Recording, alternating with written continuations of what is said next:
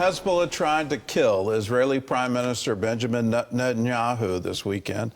The terror group launched 3 explosive drones at his private residence. One of them hit the target.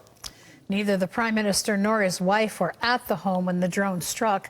Netanyahu says the attack won't stop him from finishing Israel's war with Iran's proxy armies.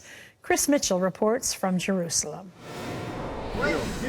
Iran is denying it tried to kill Benjamin Netanyahu after a drone struck his private home in Caesarea this weekend. 3 unmanned aerial vehicles penetrated from Lebanon. 2 of them were shot down, and the third hit a building in Caesarea in an attempt to hit the prime minister. Netanyahu and his wife Sarah were not home at the time. After the attack, he went on social media. And we're continuing our battle with Iran's other terrorist proxies. We're going to win this war. So will something deter you? No. Israel is blaming the Islamic regime in Iran and says it will pay. It's already expected to retaliate soon for Iran firing 181 ballistic missiles at the Jewish state on October 1st.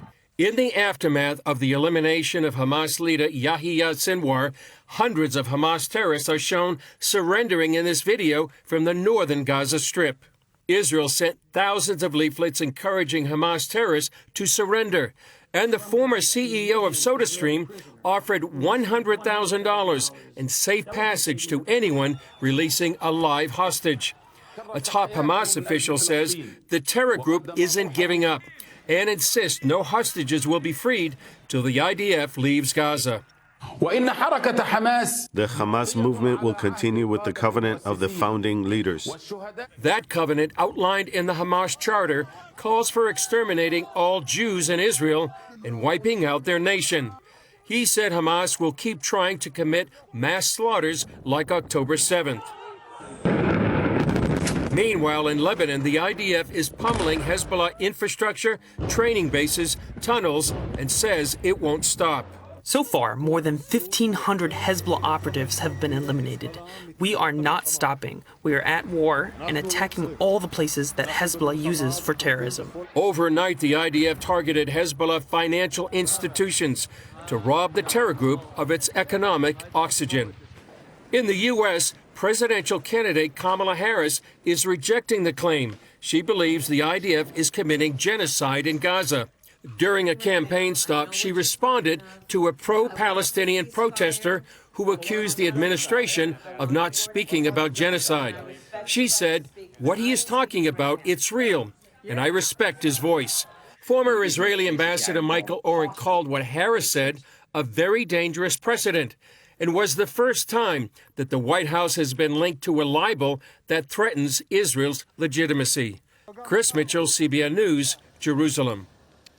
Well, you look at this and you shake your head. How in the world could you ever say that? How could any leader of America say that Israel is committing genocide in Gaza? It's not. It's quite clear. Even if you accept the Gaza Ministry of Health numbers, it's just not sufficient to rise to this level of genocide that you're trying to wipe out a people group. If anything, they're trying to protect the citizens there. What army drops leaflets saying, "Flee, we're getting ready to attack this area"? What army goes out of its way to make sure that in every single strike and all that it's doing is trying to make sure that no civilians are there? And when you look at what Hamas has done, using civilians as human shields, intentionally putting their headquarters near hospitals, inside of schools, inside of UNRWA headquarters, you go, well, how in the world can you come to the conclusion that this is some kind of genocide? The genocide is all on the other side. And to hear a current leader of Hamas say, we adhere to the original charter, and in that original charter it says we are dedicated to wiping out Israel and killing every single Jew. Well, that's where the genocide is. It's not in Israel, it's in Gaza, and it's in Hamas, and that is what has started this war. We have to stand with Israel. That's the right place to stand. And for any politician, any member of any administration to entertain the notice that somehow or other the other side has a valid point, no, it's all their propaganda. And it's absolutely stunning to me that it would be acknowledged as somehow there's some truth to it. No. They have consistently resisted the Israeli state, going all the way back to the League of Nations and the San Remo resolution. Instead of coming to peace, instead of recognizing along with the international community that the Jewish people have a right to self-existence and self-preservation, and they have that right in their ancestral homeland, instead of doing that, they've been waging war again and again and again. They call it jihad, and they view it as a moral, religious obligation to wipe Israel off the map. We need to stand with Israel. She needs it more than ever.